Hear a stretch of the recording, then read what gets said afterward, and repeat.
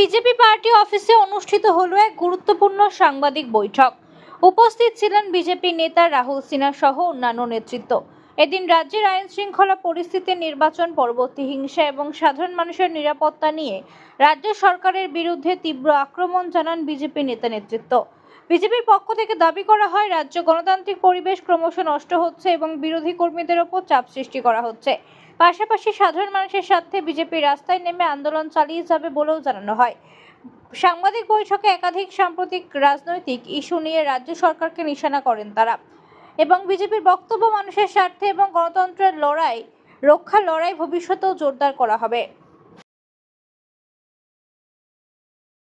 প্রধানমন্ত্রী শৌচালয় যোজনা থেকে পয়সা খেতে, এটা শুনেছিলাম, জানতাম।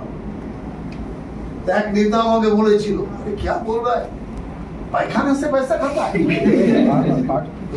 আমি বললাম, अभी तो पायखाना से पैसा खाता है, इसके बाद वो भी खाएगा, कुछ छोड़ेगा नहीं। जाने का समय हो गया, जो मिले वही खाओ। তো এখন কি দেখছি কতটা বাস্তব।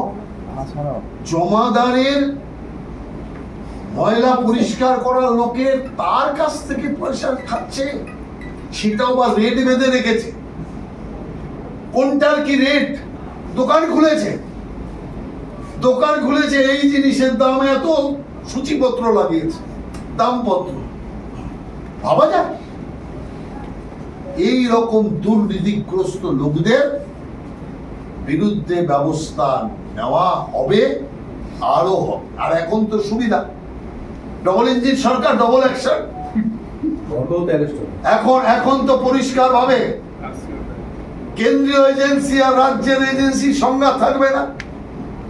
কেন্দ্রীয় এজেন্সি, রাজ্যের এজেন্সি অর্থাৎ সিআইডি, পুলিশ সব একযোগে কাজ করবে। যেটা দেরি হচ্ছিল সেটা অনেক স্পিডে চলবে, ত্বরান্বিত। ওদের চোর তাড়াতাড়ি ধরা পড়বে।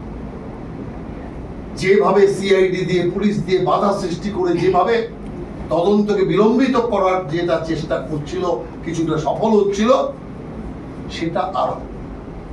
সেই কারণে আপনি দেখবেন যারাই মানুষের অর্থ গ্রাস করেছে, সরকারি অর্থকে পকেটস্থ করেছে, এইভাবে মানুষকে কষ্ট দিয়েছে, কেউ রেহাই পাবে না।